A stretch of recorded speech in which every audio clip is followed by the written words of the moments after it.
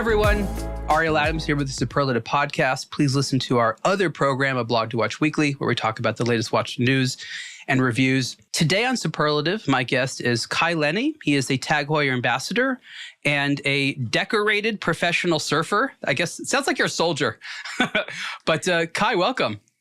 Thank you. I'm stoked to be on with you. My life has been based on the environment around me here in Hawaii. And I'm just so blessed to be able to ride these big waves, ride the big winds, and call it a job, even though it's maybe more fun than anything else. So in the time I've been covering watches, which is almost 20 years now, I've had the pleasure of meeting certain folks like yourself who, other than being in the watch space, I would never have gotten to meet, and I never would meet in the same room. And the watch industry loves to sponsor people who basically dedicate their lives to dangerous stuff, right? It could be fun and beautiful. Some of them are just daredevils. Some of them are professional athletes. Some of them are scientists. But it's so great that there's some companies out there like TAG Heuer and others that are willing to say, you know what, sir, could you just make a job out of this? Well, yeah. And, TAG Heuer has been an amazing sponsor and partner for the last 10 years. And the cool thing is I get to test their timepieces, their watches in conditions that you can't simulate on land. Not at all. Only Mother Nature can produce waves. Give an example for the listeners that can't picture what it's like to be out there in giant waves. Well, for example, we get every once in a while during our winter seasons, depending on what side of the world you're on, 50 to 60 foot waves.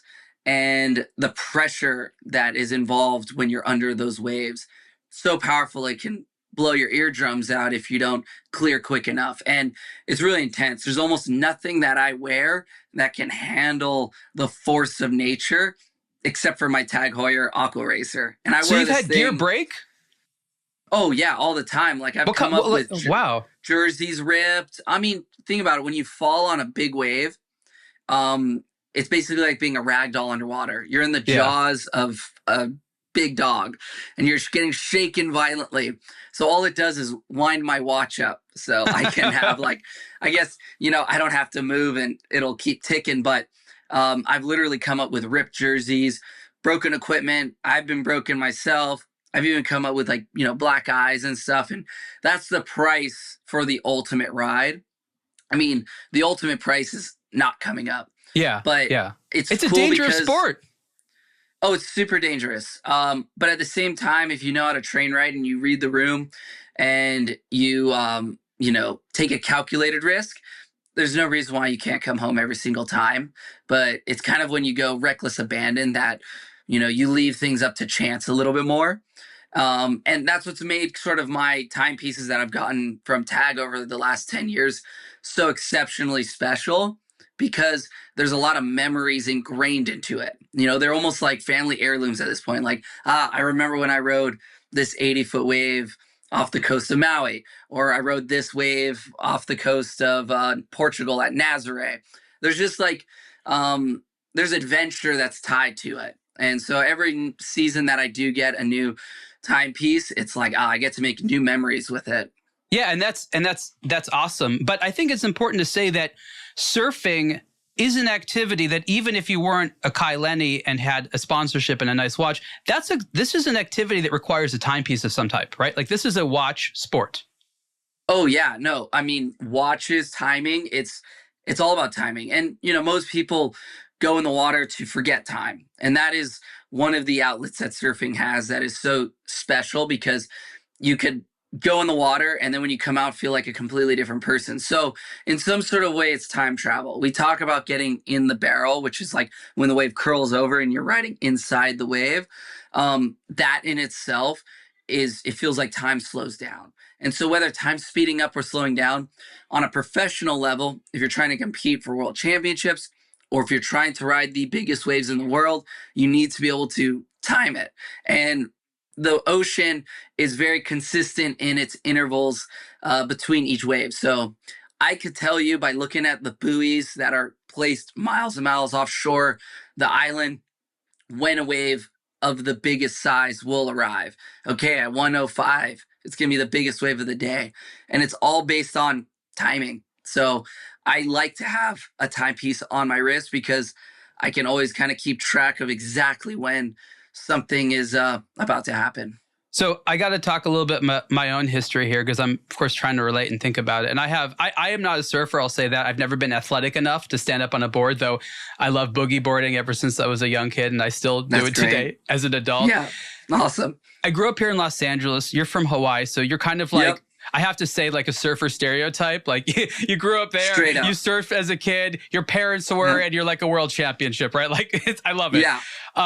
The first place that I ever started buying sporting goods, and probably one of my first watches, was at a store called Val Surf, right? So I had been going to surf shops ever since I was young, and I saw the gear, I saw the boards, and I noticed that there were all these watches for it. And I remember that I got probably like a Casio, but it had a tide chart on there, right? Yeah. And I remember learning, I think my dad started teaching me about counting the wave sets, right? Yeah. And of course, looking at the time of day and learning tides going in and out and stuff like that. And I wasn't surfing, but I was watching the surfers, admiring them and realizing what they were doing. Because, they'd sit out there in the waves and they wouldn't take every wave. You're sort of picking and choosing, and it's a lot of math and calculation. Do you remember how young you were when you started being able to read the ocean and count those sets? Well, I think it was immediately. One of my earliest memories was being on the cliff here in Hawaii, watching Jaws, so the most prolific big wave there is, and just kind of remembering or picking in all the pieces and almost becoming an expert from land onto the water without even being in the water. And I almost feel like I knew the wave better than most because I study it so much. And so when I inevitably ended up going down there into these giant waves, it's like I'd already been out there for 10 years and I had all this knowledge. I just had to put it into good use. So, simply just mind surfing which is what we call it, sitting on the shoreline and watching waves and either picturing yourself on it or just studying the intricacies. That's almost as important, if not more important, than just being out in the water and not paying attention. So that's something I've always wondered. Is how important is that wave you pick? Because the wrong wave can have the wrong power, wrong angle, whatever. It seems to me, and again, definitely not where you're at, but that choosing the wave, as you said, is a key part of it. Oh, yeah. On multiple levels, it varies. On the most basic calm level, it's picking the right wave to get the longest, most enjoyable ride and a wave that doesn't close out. In big wave surfing, it comes life or death. You take off a wave and you're too deep where it's closing out. You have the entire world folding on top of you. And now you're getting into a car accident and you're spending a minute underwater and you might get hit by your equipment. You might hit the bottom. You might drown. And so picking it's very crucial. But then also taking that leap of faith because you really only have maybe a 90% certainty something might work out. And that other 10% is just blind faith. And kind of in life, sometimes you just got to take that leap. And so in big wave surfing, it kind of teaches you to have a lot of self-belief, but then also do as much preparation up to that point so that, underwater, if you do wipe out or at that end of that ride, you realize you did everything you possibly could control. And the ocean at the end of the day has the final say. I imagine sometimes you start to take a wave and you realize like, okay, something's off. I miscalculated. Are there ways of abandoning that, like canceling it, or are you stuck and you got to go with it either way? Well, in small waves, of course, there are. You can kick out early. You can straighten out. There's no consequence. The only consequence would be, I got to paddle back out, wait my turn in line for another wave, or I just got to be patient. Maybe the next wave behind the wave I took off on was the better wave. And, as these waves approach shore, they usually comes in 2 or 3s. And if you're at a really good spot on a good day, up to 4 waves in a set. Basically, in big waves, once you go, you're fully committed. That's it. There's no kicking out. There's no escape. You try to straighten out. You have to take the weight of the entire ocean on top of you. And so picking the wave, there's that moment when you cross that line where you're like fully committed. And you might as well try to make it, even if once you cross that barrier that you're like, oh no, I made a horrible mistake. But you got to make the most of it. You learned to surf at an extremely young age. We're talking I don't know, probably under 10. You had parents that taught you.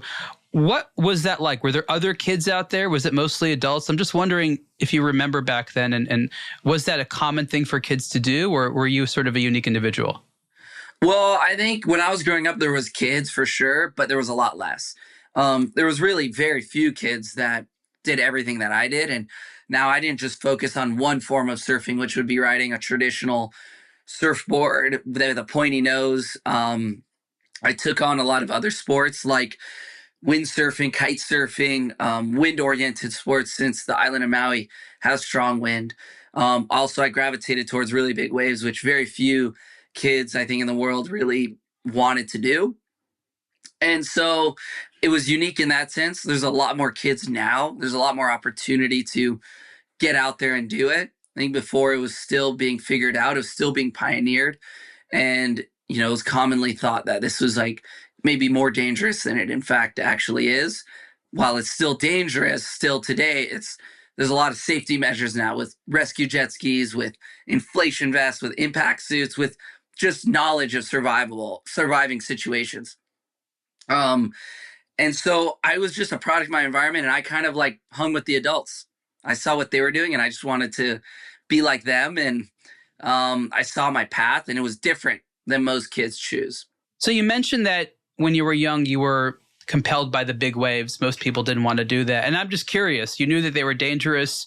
Was it a competitive thing? Did you want to prove something? Did it seem just more fun? What was the appeal to you in the bigger waves?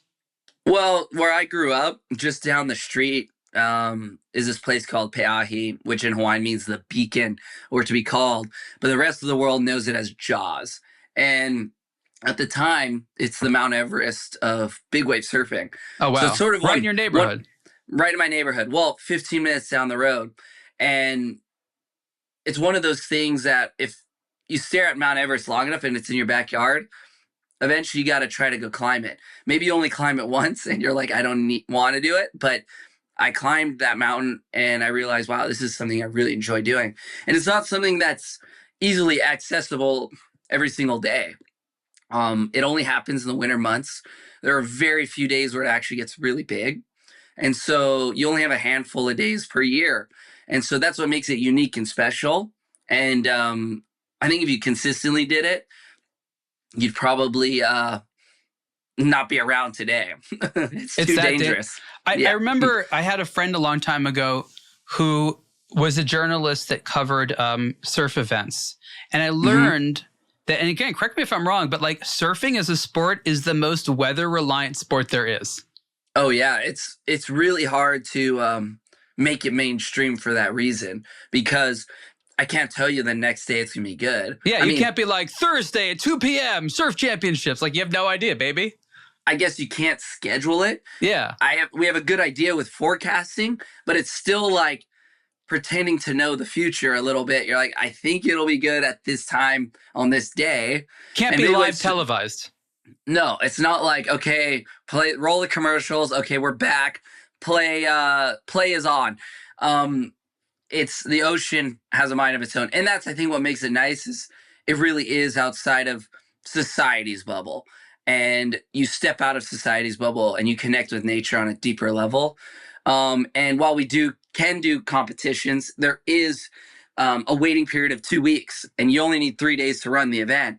And so within those 2 weeks, we may run tomorrow, we may run today. And I think as like the world is gravitated to online and all that sort of stuff, it doesn't fit that mold as well. I think when it was just a live event where, hey, you heard a surf event was on and you'd go down to the beach and it was going, that's kind of the experience, But it's also interesting from the athlete's perspective, because to commit to this, you need to be available, as you said, not just for a little while, but you need to be available for like up to 2 weeks. And so the types of individuals who can do that are quite limited, because it is a limiting factor because there's so much more dedication. Like you basically got to make it your full-time thing. It has to be, if you're trying to compete on a high level, there are windows where you can do, different jobs to subsidize your travels. But if you can get a sponsor, you end up having to give yourself enough grace when you travel halfway across the world to camp out somewhere for 10 days to 2 weeks in order to wait for the contest director to call it on. And so there's a lot of hurry up and wait. And you're like, okay, are we on? No, we're not. Okay, are we on? No, we're not. Big wave surfing is even worse because you only get 72 hours to get someplace anywhere on the globe to go surf these big wave events. And for example, if I wanted to go to Portugal, Nazaré in Europe, that takes me 24 hours to get there. And I don't have time to get over the jet lag. I usually land that morning or the morning before. By the time I get to the spot, drive out there, it's the afternoon, get my gear put together, fall asleep if I can because of the jet lag, wake up at 5 a.m. in the morning and surf 50 to 60 foot waves, really tired, but you got to be able to turn yourself on. So that's what all the training is for. And Yeah. you callous your mind so it doesn't bother you the same as if you weren't focusing on that. But yes, it is. You get into an environment where it's just not only how good of a surfer you are, the skill really comes down to if you get a wave even. You're only good as the wave allows you to be, and you need a canvas that'll allow you to do certain maneuvers and ride it in a particular way. When you were younger and you were surfing, when did you realize that, wait a minute, you have this ability to maybe go pro, dedicate more of your life to it? Obviously, surfing is a hobby for a large number of people, but it's fun for them, but they're not trying to be better than the other guy. They're just trying to literally stand up on and have fun. When did you realize, wait a minute, I have the ability to take this further than a hobby? Oh, well, I think the moment I caught my first wave on my own, which was 4 years old, I was like, this is what I want to do the rest of my life. Really? And yeah. And wow. And of course, you're in an environment when you grew up here, and especially pre-social media, you see the best people in the world converge onto these islands during the best times of the year for surf.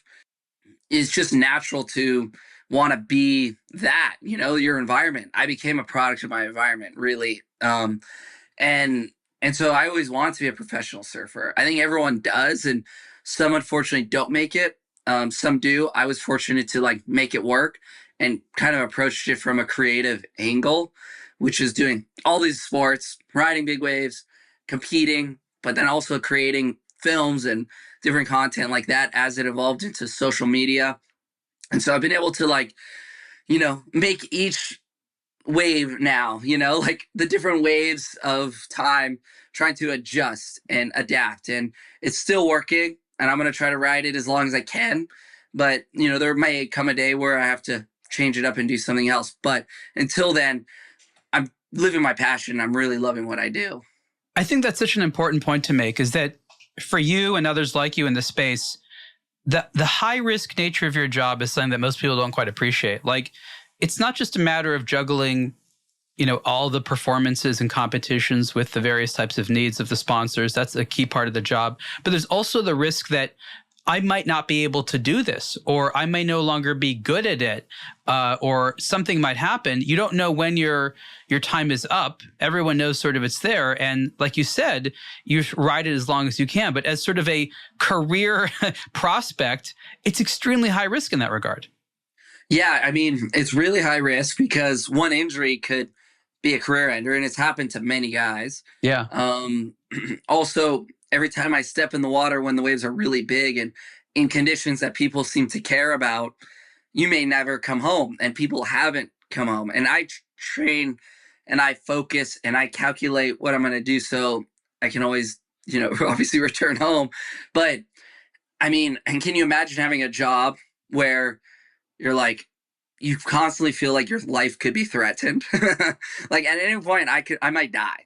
And so you kind of get used to that prospect and you kind of block it off. And while there's other extreme sports that are probably more deadly than our water-oriented sports, there's still that risk. And so, that's the one thing it takes a while to overcome. And, you have to basically be willing to put your body and your mind in places that it does not want to go. But the only way to win that competition, the only way to get that wave, the only way to keep your sponsors is to basically push yourself beyond what you thought was possible, what you could physically handle. And you get used to it in a way. I've been, it's been 15 plus years of me trying to get comfortable with it. And I would say the first 10 years, every start of our winter, so basically October to March, I was like, oh my gosh, one more month. I want to just keep living. Oh, it's survival at that point. And then, it's summer. I have a break. Okay, my life's not threatened. And now it's like flipped. I'm like, I can't wait for winter. And oh no, the summer's here. It's just really interesting how we evolve as people over time and how you adapt to the environment around you. It's like big highs and lows. I mean, it's obviously a high emotion type of activity. It is, you go from the highest of highs to the lowest of lows. I mean, imagine having the most adrenaline you could possibly handle. You feel like you're on the top of the mountain, and then you come back down to earth, and it's hard to find meaning in back to reality. Ordinary things. You're so used to doing something so intense, and you're so connected with like Mother Nature in her most dynamic form. You feel closer to, whatever God you believe in. And in my case, I think, the hardest is trying to find that balance and not go crazy when there isn't something that's super intense. And now that I have a kids and family, I can just put all that energy into them. And that's the ultimate wave that I'm riding right now. And the rest is just icing on the cake. Yeah, I'm going to ask about that in a second, but I just sort of want to comment on this idea that if you've been in these sort of massive natural forces, weather conditions and waves, you really realize that like nature can kick your ass anytime it wants to. Like you're really powerless in this massive machine. Well, there's no conquering waves or Mother Nature.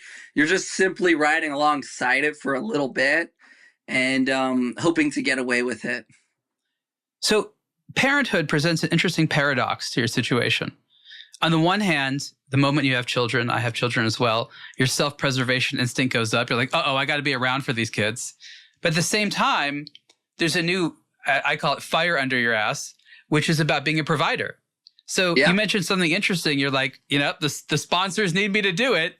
So now you have this paradoxical situation where you want to preserve yourself, but also provide. How do you internally process that juggle? I mean, it almost feels like a fork in the road when it first happens. Like you either stop doing something so extreme or you double down. And I obviously doubled down. And I think the point is like now when I train with so much more purpose, because when you're trying to fight for something just for yourself, it can be challenging to like find the motivation. But when you're fighting for someone else, especially your own kids, it's really easy to find motivation. You're fighting for something bigger than yourself. And so now I feel like since I've had kids the last 3 years, I've gotten better at everything that I do, for sure. And there's no like those simple question marks that just float around, those self-doubts. You kind of have to just cut those out and realize I just got to do what I got to do. I just, there's no like feeling sorry for yourself. You just make it happen. And I wish I had that mentality pre-kids, but, having kids gives you that, I think, dad's superpower. And everyone that has kids sort of like feels that in some sort of way. And in my case, I wouldn't want to stop doing something that I love to do, that I've always wanted to do because I had kids, because what kind of message is that sending them?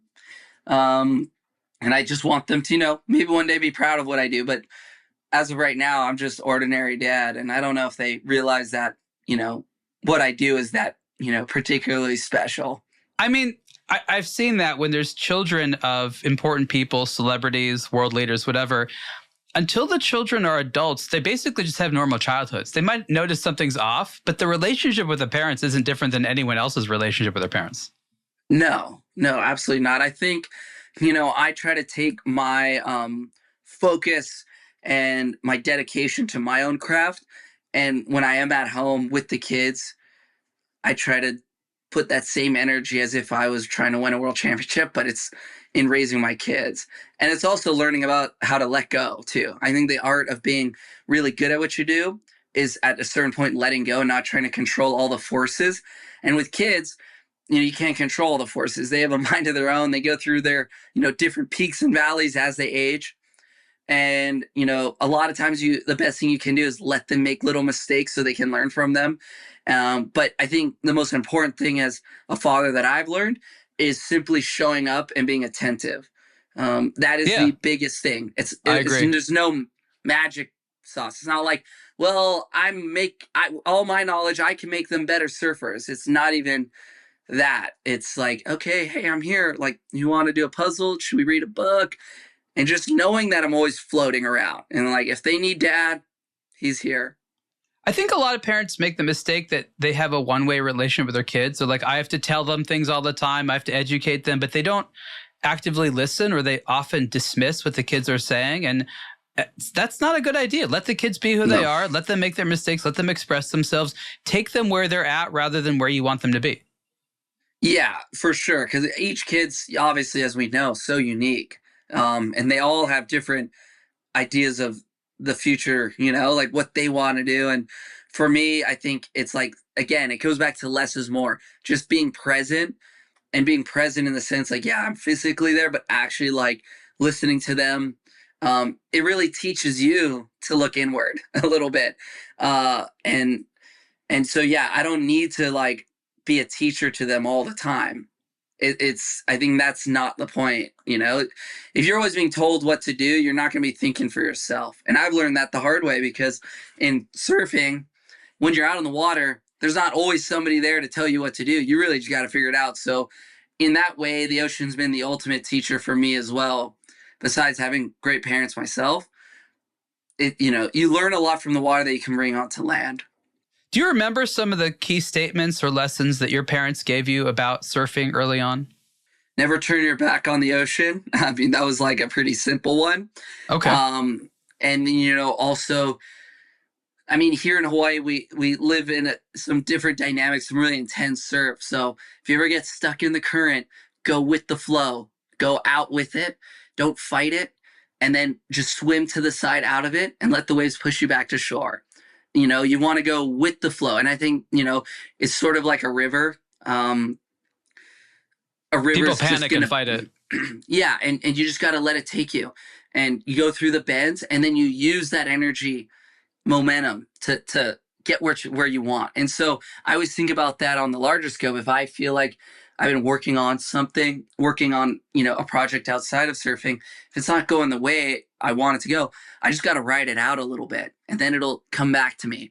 It's just kind of like having a dog. You let them out, they go to the potty, and they bolt. And if you're screaming your head off, everyone's looking at you. But a lot of times they go potty and they come back to you. And that's sort of like, in a way, a little metaphor for allowing yourself to let go of certain things and have it come back. I think that's a very powerful statement. I've noticed that myself. I call it go with the flow, right? But it's the same concept that certain things in life, despite what you want, it's an uphill battle, or you're going against the current. But if you go with the direction things are generally moving, the room you do have to maneuver is more meaningful. Don't waste your energy fighting the odds, fighting statistically what's happening, fighting the current. Go with the current and find where you can have an advantage. And that makes sense in the water, but also as a metaphor in life. Yeah. And don't worry about the little things. Like those things kind of smooth themselves out a little bit. But if you always focus on just those ultra little details, you miss the bigger picture. And it's just like on the wave. Like if I was always thinking about dropping into a wave and I hit a chop and I kind of bobble, oh, my whole wave's ruined. No, it's like, oh, okay, wow, I pulled that. I'm going to forget about it, and I'm going to continue to ride forward. So let's talk about gear, because gear is a huge part of surfing. Obviously, TAG Heuer is a company that makes a form of gear. It's high-end gear, and it's lifestyle gear that you can wear outside. But I think, you're wearing a dive watch. The Aqua Racer is a dive watch. And similar to surfing, the original appeal of the dive watch, in addition to its just practicality, was, while I'm not diving right now, this is suggestive that I like to be in the water. And similar, surfing had that effect on fashion. When I was growing up in the 90s, looking like a surfer was just as important as potentially being one, especially here in Los Angeles. And looking like you like spending time in water is a fashionable, some would say even sexy thing to say, right? And so that's where the watches are a different thing. But Maybe it was just always part of it, but when did you notice that you had a real interest in the gear of surfing and water sports? For me, I've always been really gear oriented. I feel like having the right equipment under my feet or having the right equipment on really helps me elevate my own ability to perform. It's a big deal. It's a big deal. Yeah, you can paint with any sort of brush, but when you have the best stuff, it's a lot easier to do it all. And I just love doing it because when I'm out of the water, that fills that part of my brain where if I could be on the water 100% of the time, I would. But my mind is surfing when I'm developing all my own equipment that I ride, or I'm getting stuff that I'm like anticipating. All right, my equipment's ready for this particular day. I just got a new big wave board and it's painted this particular way, and got the new wetsuit to do this. So it's like, I think the most important part is like, I'm constantly trying to live in the surfing mindset. And the way I can access that feeling when I'm not on the water is by, trying to develop my equipment, because it just forces you to think about what you're going to do when you get on the water the next time. I'm sure it changes from place to place, but how thick of a wetsuit can you go while also still having the mobility to, do what you need to do? Wetsuits, especially since the 90s, have gotten so tremendously good. Yeah. Surfing, you're never surfing more, even if you're in Antarctica or Alaska or Iceland or wherever, anywhere that's snowy all the way to the shoreline, you're never going to wear more than a 6 mil wetsuit. I'd say it's very rare you wear a 6 mil wetsuit. Most of the time, you're wearing a 5 millimeter wetsuit with booties and gloves and maybe a hood. And the nice thing about surfing is because you're constantly moving, it's easy to maintain warmth. And the trick of wetsuits is it gets that thin layer of water inside of the suit, and your body heat heats that water up, Warms and then it that up. wetsuit is insulated. And so your body's actually keeping yourself warm in this sort of insulated suit. And that's sort of how it works. Because when you're on the shoreline in just that thin of a wetsuit, because 5 millimeters isn't really that thick in compared to a puffy On a hot jacket day, or it something. feels it. Oh my gosh. Well, yeah, it all depends on where you're at. But here in Hawaii, we would never use more than a 2 millimeter thick wetsuit. Oh, really? That's pretty thin. Oh, yeah. Yeah, you don't need more than that. And really, a lot of times it could be for protection or for safety purposes. There's no reason why you even need a wetsuit here in Hawaii. Bikini or board shorts, whatever it is that you wear, you can kind of just get away with that. But if you're surfing waves of consequence, we have these like inflation vests that you wear under those wetsuits. So in order to wear those, you have to wear a wetsuit over it. And then in case you get knocked unconscious, you got literal foam pads that are sewn into the wetsuit so that if you did get knocked out, at least you'd float to the surface and somebody could find you. So what other type of safety equipment? That's cool. I didn't know about that. Does a professional surfer have that, a casual person wouldn't have, or access to, or wouldn't think to have? Well, until recently, it wasn't cool to wear any safety equipment. I would say such a surfing thing. Yeah, surfing is still one of the few sports left in the world where even wearing a helmet in extreme conditions is still kind of like, you could, but now there's like a changing of guard because the sport's been pushed to such a level that if you're surfing a wave like Pipeline on the North Shore of Oahu, where the water's only 6 feet deep, or you're going to places in Tahiti where it's ultra shallow, people start to wear helmets more. And when the world champions start wearing helmets, everyone that's inspired by them starts wearing helmets. So the next generation of kids are, in fact, wearing helmets when the waves are consequential. And in big wave surfing, the game got changed completely when, at the time, the best big wave surfer in the world, Shane Dorian, invented the inflation vest. So similar to the inflation vest that you would find under the seat of on an airplane, it's the same thing. You have a CO2 cartridge, and when you pull a trigger, it inflates an airbag. And that airbag will bring you to the surface quicker than anything else there is, quicker than foam. And it also keeps you less bulky. Because when you're surfing, you're obviously moving a lot. You want everything thin so it doesn't get in your way. But we do wear just enough foam on top of the wetsuit in order to at least surface if something horrible goes wrong. So it's about mitigating risk. It's also about being prepared for worst case scenario that you hope you never have to encounter. And if you never have to encounter, you just had to wear the stuff. And, it feels confidence boosting too, because you have all the right stuff and you feel like you might be able to take a little more risk than if I'm only wearing trunks. It's just you and the wave, and it can be pretty intimidating at times. What's a bigger risk, drowning or the impact of the water? I'd say in surfing, what causes people to drown is most of the time impact. Right. So it's getting knocked unconscious. It's pretty rare that you drown simply from being held under too long, at least on a professional level. I mean, it's pretty common for people to be swept off a beach that aren't capable when the waves are very big and they just can't swim or tread water long enough, and then they do drown. But in big waves, in waves of consequence, it's hitting, being knocked unconscious, and then not having the ability to obviously breathe. And so you end up drowning unless someone can get to you really quick. So that's, I would say, more of a risk than anything. But one can still drown the old-fashioned way, which is being held underwater for a long period of time. Yeah.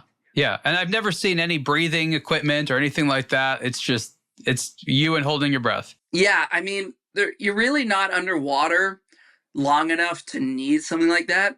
And I think if you were to ride a 100-foot wave, maybe you'd want a spare air cartridge, so some oxygen. Yeah. And, if something happens, but the water is so aerated. And also you're going from so many different atmospheres of pressure, because the deeper you go, the more dense the water gets, the more pressure there is. And if you ingest or if you inhale oxygen at below the surface, below our sea level, it's called getting the bends. And if you come up, it could literally, make you be in a chair for the rest of your life. Let's say that, it's a really big deal for all scuba divers. Yeah. Free divers, if they're breaking world records and going hundreds of feet deep. But it's a really serious thing. And so it's kind of been commonly found that it's almost more dangerous to try to take air underwater.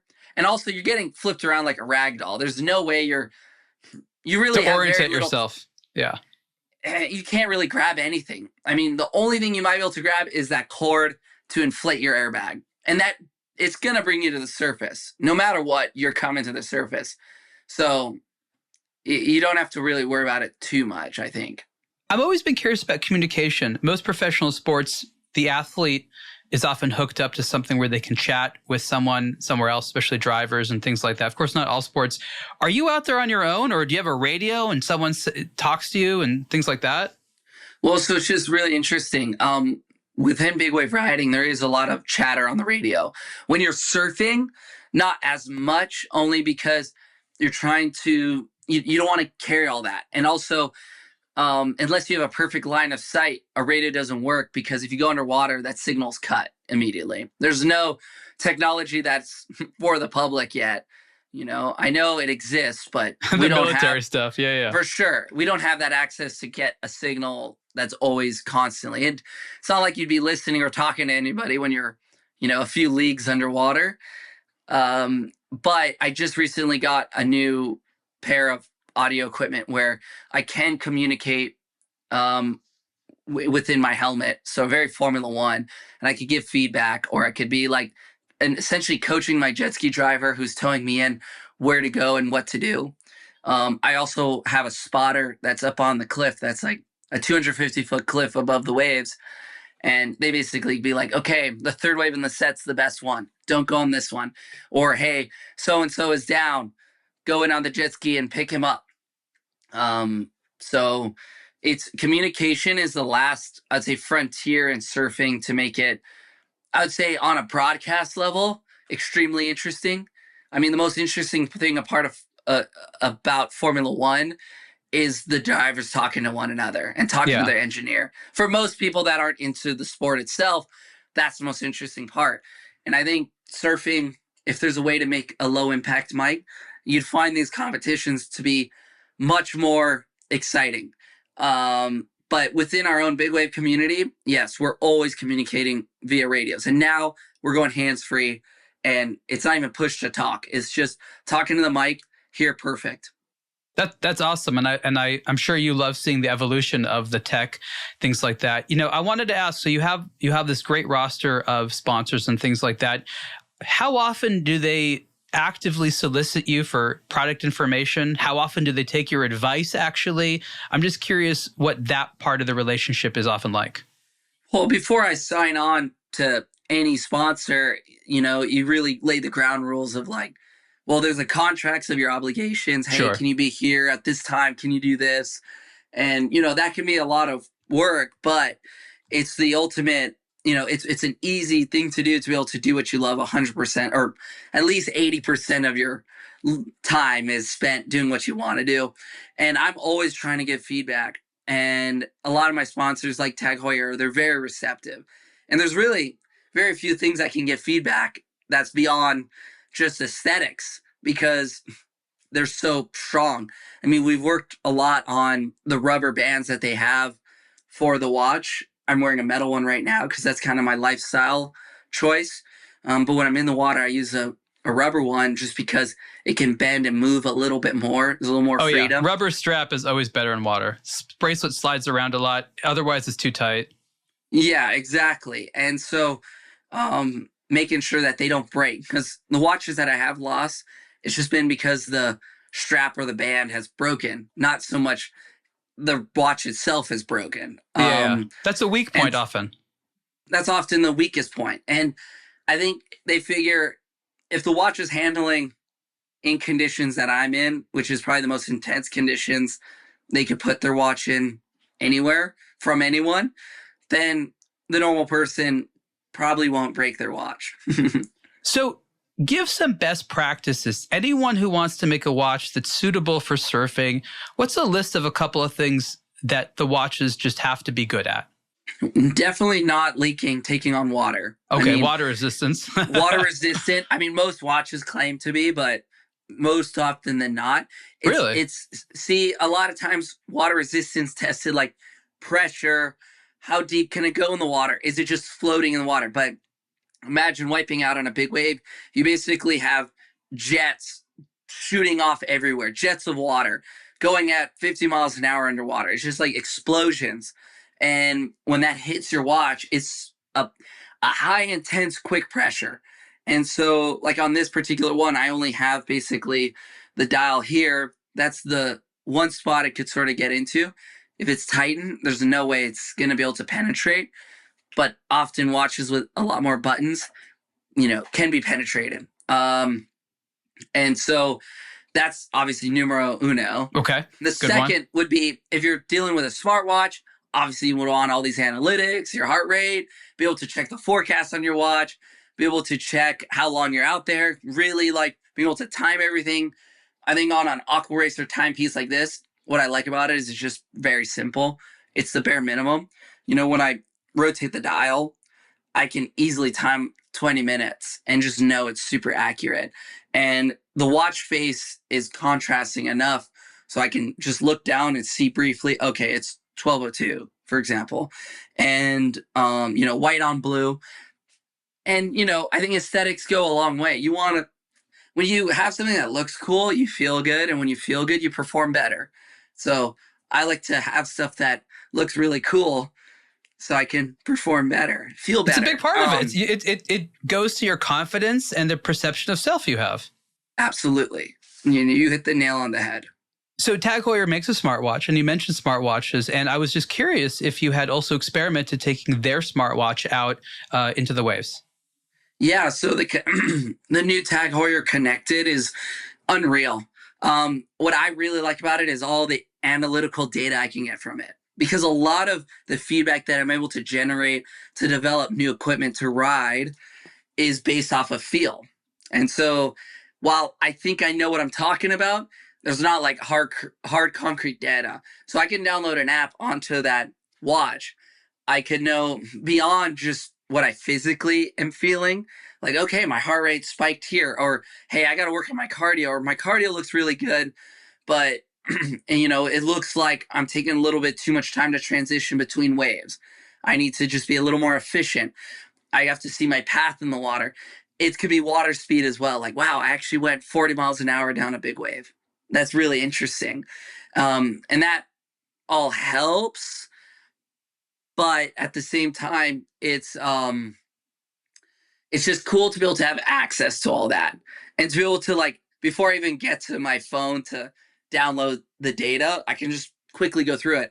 And most often than not, I adjust the way I ride based on what I'm seeing right off my wrist. I haven't taken the new TAG Heuer connected watch to Peahi, to Jaws, to Big Wave yet, because I just got it in the mail. But be sure that I will, because that's what I need to get all the data, the most important data to be able to go to that next level. But in smaller surf, it's been handling really good. That's awesome. And I know that TAG Heuer is a little bit unique because now they have, well, they had for a few years now, the software department. And I imagine you could help them create, for lack of a better term, an interface that has data, whether it's related to weather, tide conditions, wave sets. And I'm just curious, what would you tell them if they said, hey, what would you like to know actively as you're out in the waves? Not just metrics after the fact, but what do you want to know about we'll call it the conditions that would help you so you don't have to maybe mentally calculate it? Well, I mean, real-time forecast is a big deal. If I could, on my interface, know the wind direction, know the changes. Basically, we have weather stations all over the island. We have buoys in the ocean. And if you're on your phone, most of the time you can just check, hey, this is the latest buoy reading, or hey, this is the latest wind reading. But to have that real-time data straight to your wrist, and then also the ability to communicate. If I don't have audio on, if I'm not able to verbally communicate, being able to see cues like somebody that's in the channel or on the cliff, hey, waves coming, and there's a text that comes through. You can go and reference it. Be like, okay, it's time to do it. It's time to go. Those little things are really important. But the speed is really important too, because I'll literally be riding and check my watch real quick and be like, oh, wow, I still have a lot left in the tank. Or, oh, wow, I'm actually about to like explode right now. I'm at my limit. And so getting that real-time feedback is amazing. And you don't want to be overly consumed with your watch. And I think what the connected watch already does great, but what even just the normal, analog watch does good enough is being able to just like know what time it is at that moment with all the knowledge that I know when that next really good wave is going to come in, when the tide's going to shift, when is my competition heat over. Oh, I have 15 minutes on the clock. Okay.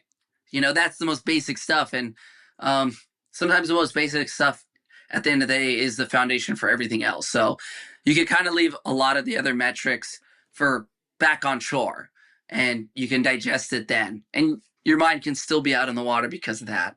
It's a real dividing line now, I think, in the casual and professional athletics. And that's those people who just like want that data at their fingertips all the time. And those people are like, I came out here to get away from that. Yeah. I guess some things are good, but for the most part, I want to be able to focus on what I'm doing and not have constant alerts or information I feel like I need to pay attention to. Well, that's the beauty of having freedom of choice, Yeah. Some days I just choose to not have anything. I just don't even wear a leash attached to my board. I go to a wave where no one's around. No leash. Wow. Yeah. If you fall, you swim, and I never put myself in a situation where I can't swim myself back to shore. The leash is convenient. It's not necessary. I feel like you lose your board. Yeah, you do lose your board, and you want to use a leash when you're by rocks because you might destroy your board. But there are waves where it'll just float into the lagoon, or it'll just float in the water, and it might take you 5 minutes to swim after it. But sometimes when you don't have all the luxuries to help you, it makes you a lot more focused. You don't fall as easily. Sometimes you actually ride better. You're a lot more present in the moment. So it's nice to like lose all of that. And then when the really important day comes and when you need all the help you can get, you look to have all the right things at the right time. So yeah, that being said, it just day-to-day basis. I sometimes don't use anything, but sometimes I use everything. The most consistent thing that I wear on my person pretty much 100% of the time is my watch. Yeah. It's the only thing that is the most constant, I would say, on my body. It's funny in that sense. Like that's the thing I mostly look at and have. That's awesome. That just means you're a real watch guy, so to say. Oh yeah. I was a real watch guy before that. I'm more of a watch guy even now. And for me, it's really based on functionality too. It's just part of what I do. And it just makes my life that much better. Surfboards, I know, are an area that is obviously the key. In all sports, there's always developments in materials, technology. And I'm just curious, what have been some of the things in the last few years that have made surfboards particularly better? Is it stronger? Is it lighter? Is it a combination? Tell me about what today's most advanced surfboard is basically like. I mean, the most advanced surfboards today, what it is the shape itself is personal preference now. That's that part, everything's sort of been done, and it's just finding the combination that works great for you. Right. And most surfers, professional surfers get hundreds of boards over their career. And the reason for that is they're trying to dial in those boards for a specific condition, since the conditions are never the same. It's kind of like golf clubs in that regard. There's no one club. No, there's no one club. And it depends on the day. It depends on the conditions. It does feel good to have a different sensation too, because everything sort of works and you can make everything work, but we all have different body frames and different techniques. So finding something that actually like really works for you in that sense that's the key to being a good professional surfer, I think, is being able to unlock more potential through your equipment. From a day-to-day surfer, you can get away with one board. And if you're going out there to enjoy the wave ride itself, you don't need to have all the little nuances changed. But as far as like technology and equipment, what ends up happening is anytime the aerospace industry comes out with a new type of composite layout, carbon, pretty much everything riding on boards were developed at one point by either the military or NASA. And so I'm constantly hoping that they come out with some sort of new foam or new material that maybe makes my enjoyment on the water a little bit better, makes my performance a little better. And so right now, I mean, we're at a point where you have a foam core, a wood stringer, fiberglass on the deck. That is the most favorited type of equipment that people use. However, I really lean into stuff like carbon fibers, different high density foams layered on top of, lighter foams. And then of course it's trying to find renewable materials that don't affect the environment around us as much, biodegradable in some way, or maybe it's sourced from a renewable place. I feel like that's been a major focus because everything else, the feelings are all there and people like a particular feeling, but how do we make that feeling better for the world around us? And something always ends up coming out. I think 3D printing has a massive future in the board building process, because right now to build a board is a long process and there's no reason why we can't build a new board in a couple of hours. But we need the $1 million machines and we need the latest and greatest technology that the Department of War, Department of Defense are keeping close tabs on. Interesting. So I guess, correct me if I'm wrong, but it seems like the two most important factors of a board are how light it is and how buoyant it is. Yeah, the weight plays a huge thing. I would say the most important thing is not actually the buoyancy, it's more the surface area. People do lean into like liters. So like how much displacement is it? And that's a great starting point for, okay, this is in my general size. But you could have the same liters of a board, but the board could be longer and narrower, or it could be shorter and wider. So it's really dimensionally more important to have the length and the width, a certain thing, and the thickness. The overall volume is just an indication that those dimensions are close to what you're trying to look for. It's a great guideline, but it's not everything. And then material, of course, longevity. As a pro surfer, you end up having boards that break pretty easily because you seek out light equipment. But then again, you get into really big waves and weight is important. We, in fact, weight our boards with either lead bullets or lead fishing sinkers. Oh, wow. Whatever you can get your hands on to get a specific weight. If in traditional surf as a professional, you'd want your short board, your standard looking surfboard, to be in the 5.5 to 6 pound range. Once you get into big wave surfing, you go to waves like Chopu, which is a big barreling wave. You're looking at 9 pounds. You go to Jaws, you're looking at 13 pounds. You go to Nazareth, you're looking anywhere from 16 to 20 pounds. And then it's totally different when the board is a big wave paddling gun and you have to paddle in. Now the boards are 17 to 20 pounds for Jaws and maybe heavier for Nazareth. And it all comes down to personal preference too. So finding out what works for you is the ultimate challenge as an athlete. And a lot of times you seek guidance from coaches or shapers to sort of be like, hey, from my experience of working with people or developing equipment as a surfer who just wants to surf, this is what I think you should ride. And most surfers just adapt at that point. I'm a little more specific. I end up shaping a lot of my own equipment. And if I want 1 pound shaved off, I'm going to make the next board like that. And I'm always I'm sort of questioning everything that I'm doing and questioning everything that is done before that. Not to be judgmental, but just to see, is this really the right thing we're doing? Or is it just, what everyone just has always done because a lot of times there's little intricacies in the board building process where you ask somebody, why do you do it this way, for example? And it could be how you set because we've always done it. Oh yeah, right? No. And I'm like, what does it do? Answer. What does it do when you set your fins a certain way? Oh, that's just how we've always done it. Or one person will say, oh, it loosens up the board. Oh, it gives it, another person will be like, oh, it gives it more control, which is two different things. And so you have to be willing to question everything. And, obviously there's a price to questioning it because you end up going down rabbit holes and it might take time and money and effort. But when you get to the bottom, you either confirm what everyone thought was right but didn't know why, or you're like, wait, that was actually not the right thing. It's actually this over here. So I really like going down rabbit holes in that sense.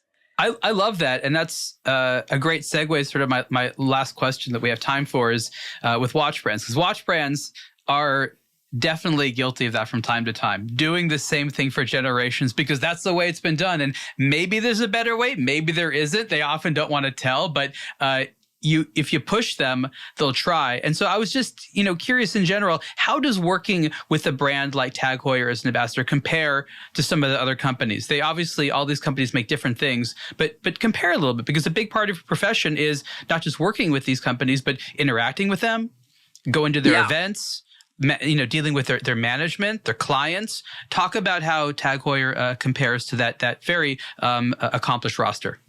Well, you, as a sponsored athlete, you deal with sponsors differently depending on the culture of the company. Some are just like, hey, just rep our product. Don't ask too many questions sort of thing. TAG Heuer is really cool because I've had the privilege to go all the way to Switzerland and visit their factory and to be able to watch the intricacies of them build the actual watches that I use. And then actually get in there myself with the little spectacles and the tiny tools. And what I respect about TAG Heuer is the level of craftsmanship is just second to none. And it's something that not even how we build our surfing equipment has arrived at. And granted, there's a little bit more money in watches than making surfboards. Surfboards, the margins are too small to ever become rich doing that. Yeah. But you do it because you love to do it. But I do look towards TAG Heuer. I do look towards even sports that are completely different to surfing, like Formula One, as great contrasting entities to take inspiration from. What is it that TAG's doing in their factory that is, making their watches, their timepieces so exceptional and the best on the market? How can I take even stuff that could be used similarly and apply it to my own craft and what I'm doing? And also the thought of thinking outside the box too. And the willingness to experiment. And I feel like with TAG, the Aqua Race has been around for a while and they haven't allowed, they've kept sort of the heritage of that look, the brand, but they've also changed it quite a bit. The first Aqua Racer I got looks completely different to this one. and I appreciate change. And while there's only so much that they can do to change a watch because they become such masters at the craft, every time I do see it, it kind of blows my mind. And just even, the watch face, that dynamic ocean-like texture, it pulls me into a world of thought of being out on the water. And if there's a cue on land to get me in that headspace, I'm going to be a better father, I'm a better person. I'm going to be overall happier because that's my happy place, which is in the water. I totally relate to that. And I tell people, the best watches, when you look at them, they remind you of a place you'd rather be, a memory you want to be familiar with, a version of yourself that you want to be acquainted with. A couple of years ago, I designed a dive watch with a company, and I had to put my quote unquote signature on there. And I didn't want to be an Ariel Adams watch. I didn't want to be a aBlogtoWatch watch. And so what I did is on the back of the watch in my own handwriting, I wrote something that said, "I'd rather be swimming." Yeah. It makes sense, Right. And so I totally feel you on that.